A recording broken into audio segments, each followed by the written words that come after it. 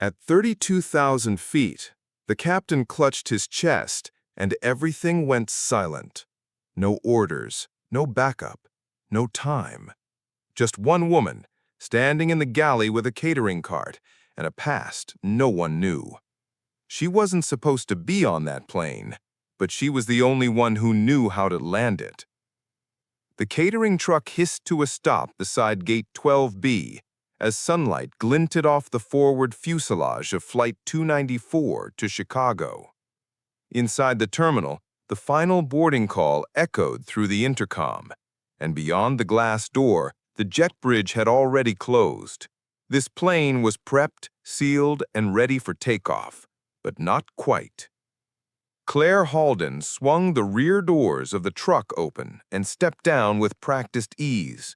She was dressed in regulation black cargo pants and a fitted crew t-shirt, a neon badge clipped to her collarbone with a laminated ID, Claire H., Contract Support, Catering Ops. Her brown hair was tied back into a no-nonsense bun, her eyes shielded by matte aviators. To everyone watching, she was just another late-shift crew member finishing the job before rotation change. No one questioned her. No one ever did. 2 extra trays for first class, she muttered to herself, balancing the sealed containers with one arm while pulling the cart behind her. Someone up there's living like royalty. She scanned her tablet again. A last-minute catering change pushed through the system barely 4 minutes before final doors. That meant someone forgot a detail, and Claire hated missed details. The ground crew waved her through. The aircraft door reopened for just under 2 minutes, long enough for her to roll the cart up the ramp, step into the front galley, and hear the cabin door seal shut behind her with a pneumatic hiss that sounded too final. She shouldn't have been there, but no one stopped her. The lead flight attendant barely looked up. "Thanks, you're a lifesaver." "Just doing my job," Claire replied with a short nod, setting the containers in the refrigeration unit, checking their position like someone trained for balance, not just storage. The engines were already whirring. The crew was rushing. She could feel the anticipation of departure in the air. And just as she turned to leave, "Can you just stay out of the way till we're up?" the attendant called over her shoulder. "We'll run your manifest and get you cleared to exit after takeoff." Claire hesitated for a moment. It had happened before. Write-ups were rare, but not illegal. If paperwork cleared mid-taxi, no one cared. So she nodded, took a backward step, and parked herself in the tiny jump seat behind the cockpit bulkhead. She didn't plan to be on this flight. She had no intention of going to Chicago. But the moment she strapped herself in, her body relaxed just slightly. The air inside the cabin was cooler than outside, more focused, controlled, familiar. From where she sat, she could hear the muffled voices of the pilots. Captain Brenner, 42, straight-backed and confident, reading pre-flight. First Officer McIntyre, younger, fast-talking, replying in shorthand. They sounded sharp, locked in, everything on schedule. Claire let her eyes close for a moment, just until rotation. But when they opened again, it wasn't because of the engines. It was because of the silence. Not the kind you expect from altitude. The kind that shouldn't be there at all. It happened just as the seatbelt signs blinked off. Flight 294 was climbing steadily through 29,000 feet. The usual cabin hum, engines, air recirculation, the low thrum of crews filled the space with a kind of engineered calm. Passengers settled into their routines. Laptops opened. Drinks clinked. Someone laughed softly in 12C. From her spot behind the bulkhead, Claire sat still, eyes forward, body relaxed, but not idle. She wasn't here to be seen. She never was. She watched the overhead bins shift slightly as the cabin leveled out, heard the subtle clicks of altitude adjustment in the hydraulics behind the panels. It was all normal, until it wasn't. The change came too quietly. First, a break in rhythm.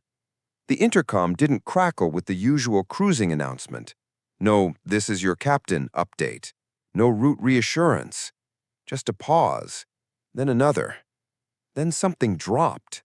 Not altitude, not pressure. Something less obvious. Energy. Claire looked toward the cockpit door. No sound, no voice, no checklist chatter. Nothing. It was like someone had pressed mute on a moment that should have been humming with procedure. She stood slowly, stepping away from the jump seat. From where she stood, she could see the lead flight attendant pouring coffee. Nothing out of place yet. But Claire's instincts weren't reading coffee.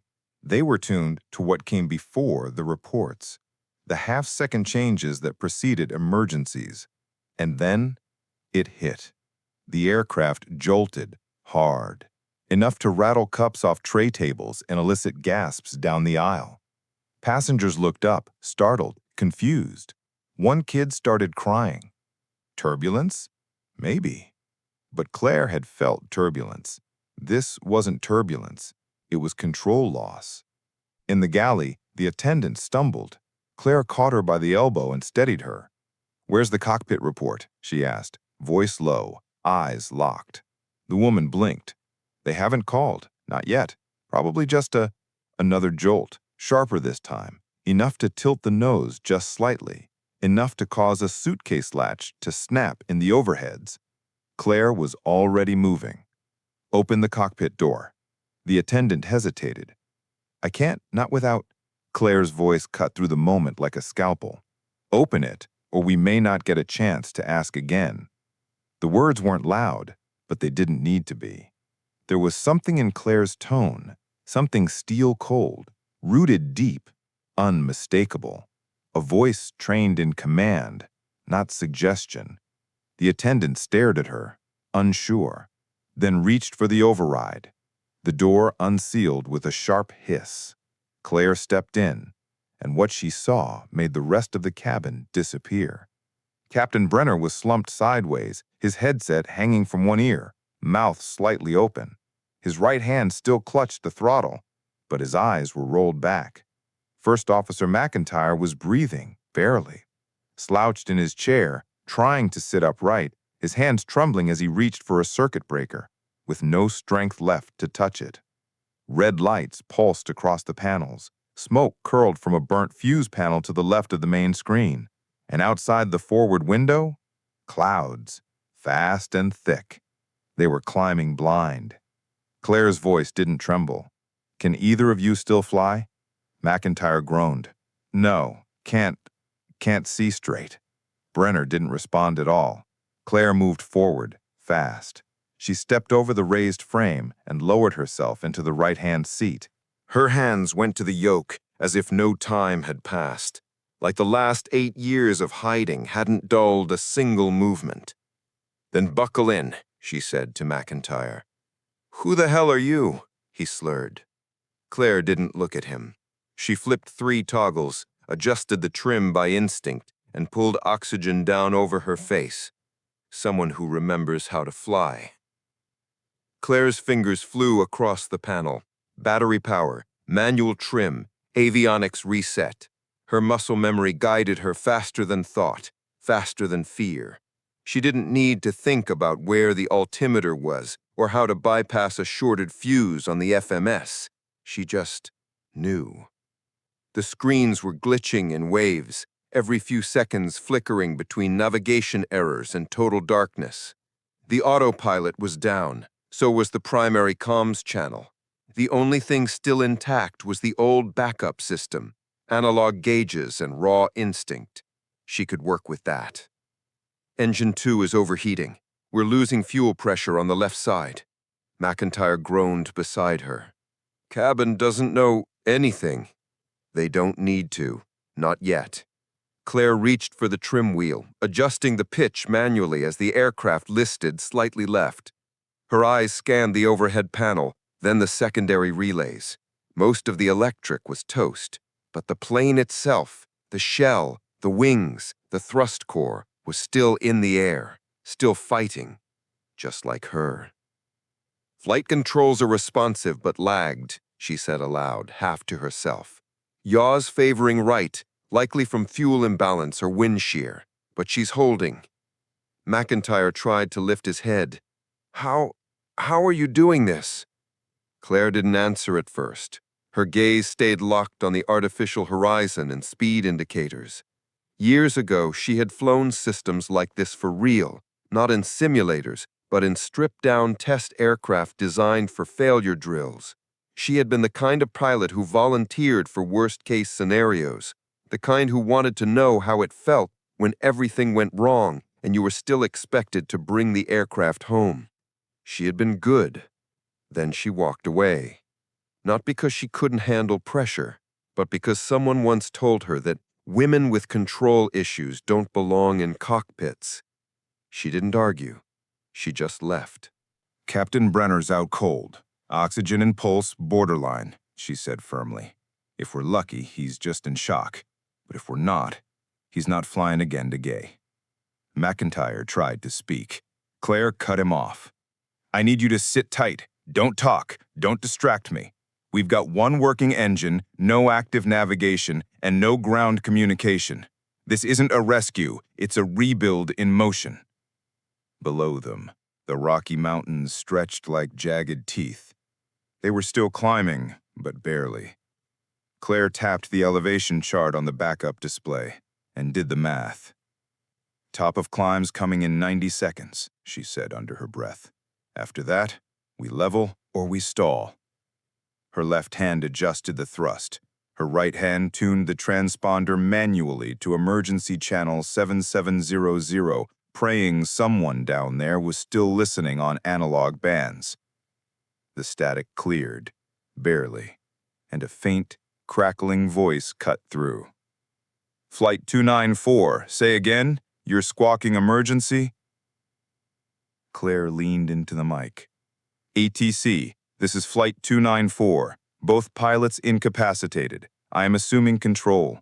We have partial systems failure and are flying manually. Require vectors to nearest emergency landing zone. A long pause.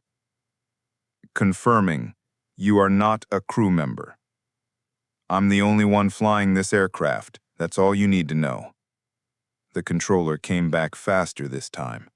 Copy that, 294. Emergency crews are scrambling. We've got you on scope. Stand by for vector. Claire closed her eyes for half a second. That was all she needed. Now she had a map. Now she had a plan. Now she just needed to land a 190-ton aircraft with one engine, a semi-conscious co-pilot, and 167 lives behind her. But for the first time in years, she wasn't running from the yoke. She was holding it. The cockpit was hot, not from fire, but from stress. The air was thin, dry, and buzzing with static from the old transponder. Claire's hands never left the controls, but her eyes scanned constantly. Fuel levels, pressure differentials, wind speed, terrain. Every second brought a new calculation, and there was no margin for error. Flight 294, came the voice from ATC, crackling and distant. Closest emergency strip is Fremont Auxiliary, Northeast Vector 043, descending corridor approved. Wind 17 knots from west, elevation 4,600, strip length 7,200. Conditions marginal. Claire copied the coordinates with one hand while adjusting pitch with the other. The descent corridor would be narrow, too narrow for a standard commercial landing with full systems, let alone half. She glanced at McIntyre. He was conscious again, barely. Can you operate landing gear manually? She asked. He blinked. Not sure, maybe. Then try. If it locks, we've got a shot. If it doesn't, we're skidding. He nodded weakly and reached for the manual crank lever. Claire toggled auxiliary flaps. The mechanism stuttered but responded. That gave her just enough drag to start dropping safely. She keyed the intercom. Cabin crew, prepare for emergency landing. Do not alert passengers until final descent. I repeat, remain calm and silent. You'll get one instruction. Brace. The lead flight attendant's voice came back, shaky. Who are you? I'm the one flying your plane. She cut the feed and turned back to the horizon. Through the glass, the Earth was rising to meet them, not metaphorically, physically. The ridgelines were getting closer, and if the descent wasn't perfect, they'd be trying to land with trees brushing the undercarriage. Her left engine was sputtering now. Pressure flickered. She eased off thrust, just enough to keep it spinning without choking it. The temperature gauges pulsed. Oil flow was unstable. "Hold together," she whispered. And still, her movements were clean, precise. McIntyre grunted.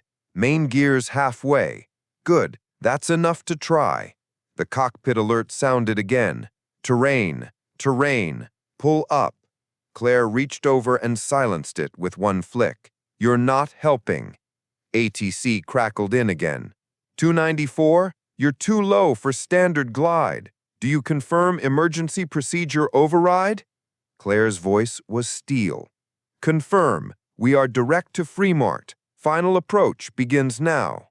She nosed the plane down slightly, balancing lift with gravity. The aircraft responded, not like a wounded machine, but like something remembering how to fly. Fremont Auxiliary wasn't a commercial airport. It was a converted military strip, half paved, no tower. The kind of place nobody used unless they had no other choice, which made it perfect.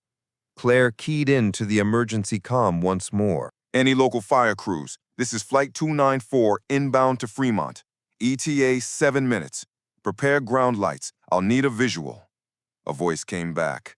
Young, surprised, but steady. "We've got you, 294. Strip is lit. Winds are crossed, but we've cleared the area." She looked down through the windshield. There it was, a faint line of concrete breaking through a sea of trees, flashing emergency lights on either side. Just wide enough, maybe. The final checklist lit up in her mind. Throttle idle on flare, rudder adjust for yaw balance, gear lock engage, brace on touchdown. Her breathing slowed, not from fear, but from focus. Claire Halden had been trained for this once, years ago, before anyone thought she'd ever need it, before she packed away the uniform and disappeared into side work, catering jobs, and ghost names. No one expected her to be here, but here she was, at 11,000 feet and dropping, flying with the quiet clarity of someone who knew what happened if you blinked. The last 2,000 feet felt like breathing underwater. Every instrument blinked warnings. Every mechanical vibration threatened to tip the balance between control and catastrophe. But Claire didn't flinch. Her grip on the yoke was steady, her eyes locked on the faint, flickering lights of Fremont Auxiliary, an airstrip that hadn't seen a landing this size in over a decade. "Flaps at 30, she called out, not because she expected McIntyre to help, but because it grounded her process. He stirred beside her, conscious but useless. His hand rested lightly on the console. The weight of his failure was visible in every strained breath. But Claire didn't hold it against him. This wasn't his story. Landing gear indicators were still unreliable. She toggled the manual override again. A faint mechanical groan came from below the deck, followed by a muted thunk. No visual confirmation. No way to know if all wheels were down or if they would hold. She adjusted her descent profile manually. No computer, no glide path overlay, just raw altitude, distance, and gut instinct. "Winds gusting north by cross, she'll kick left." "I see it," muttered Claire. Trees blurred past the side windows now, too close. The runway still seemed impossibly far. For a moment, it felt like the plane was fighting her, heavy, reluctant, like it didn't trust her hands. But she didn't let it question her authority. She coaxed it down, 1 degree at a time. Altitude, 800 feet. Throttle, 42%. Speed, high. Too high. She pulled back slightly. The yoke trembled. The stick shuddered. "Come on," she whispered. The runway widened ahead, patched with gravel, cracked in the middle, but visible. Emergency flares lined either side. At the end, a cluster of fire trucks waited, their lights spinning like a silent prayer. Altitude, 300 feet. Throttle, idle. Speed, borderline stall. Claire leveled the wings. "Brace," she muttered into the intercom, not waiting for a reply. Behind her, 167 souls were quiet, whether from fear, faith, or disbelief she didn't know. Final flare, the nose lifted gently, then impact, a hard guttural slam as the forward gear hit first. The aircraft bounced, skidded, dropped again. Rear wheels struck with bone-rattling force. Sparks flew from the undercarriage as the brakes engaged. The plane lurched left. Claire corrected. Right again. She held it firm. The runway peeled beneath them like old paint. The plane screamed, metal and friction. Tires burst. Hydraulics hissed, but it didn't break. 50 feet left. 30. 10. Still moving. Still fighting. Until, at last, still. Silence. Not the terrifying kind from earlier. Not the mechanical failure or intercom void. This silence was different. Heavier. Holier. They had stopped. Claire exhaled. Her hands stayed frozen on the controls, knuckles white. For several seconds, she didn't move. Couldn't. Her muscles had locked into landing, and her brain hadn't caught up. Then, faintly, through the cockpit door, a single voice. Did we land?" Followed by a ripple. Gasps. Then cheers. Then sobs. A roar of sound as passengers realized what had happened. They were alive. She reached for the comm one last time. "This is Claire Halden. We're on the ground. Everyone is safe." McIntyre turned his head slowly toward her.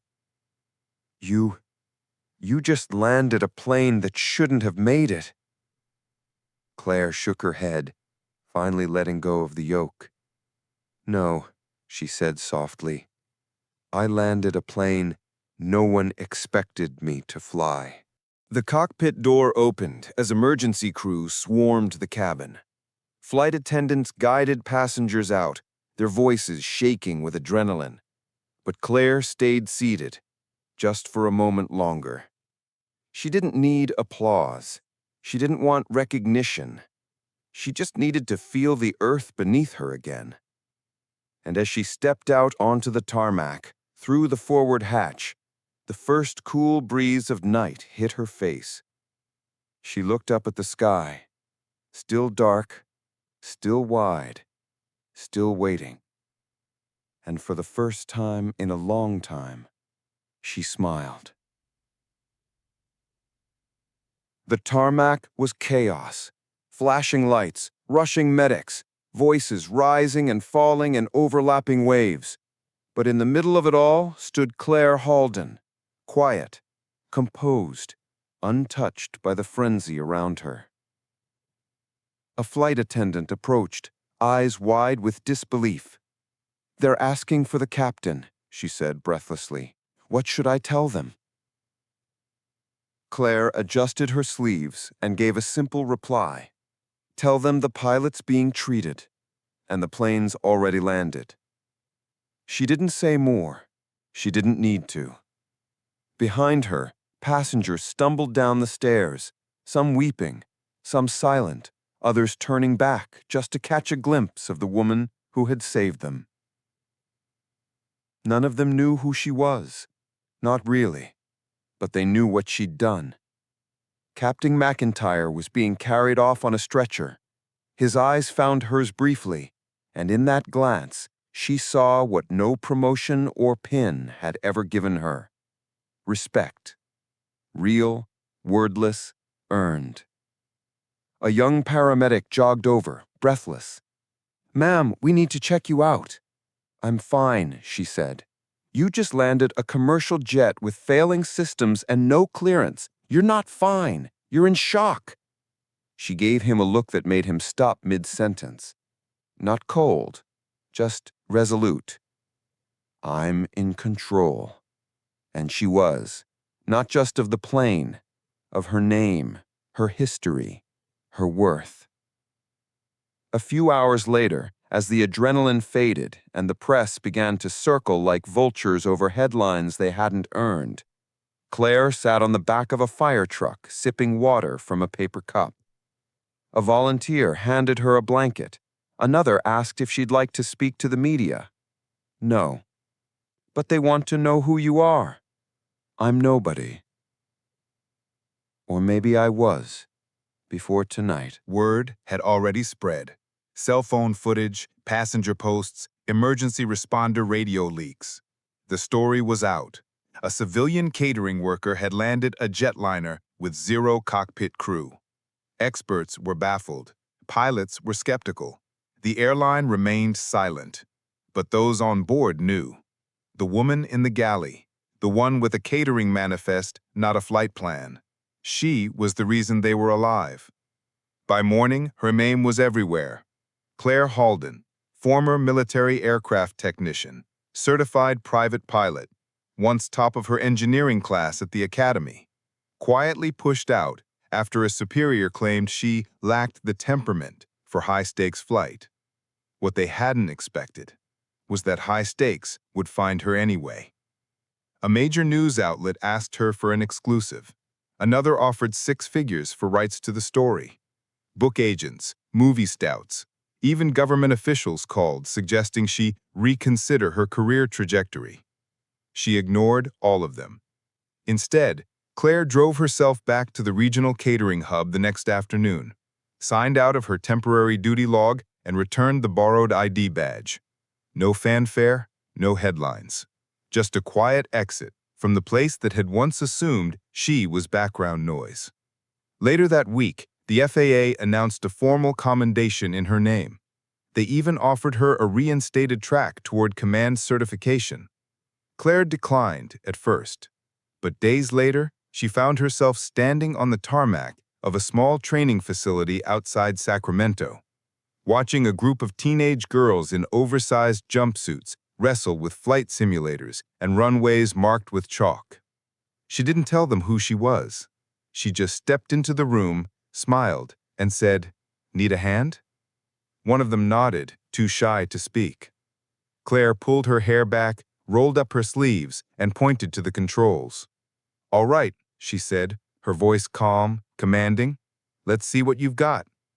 Because flying had never been about the spotlight. It was about the sky. And this time, she wasn't just there to survive it. She was there to make sure no one else would ever feel unqualified to rise.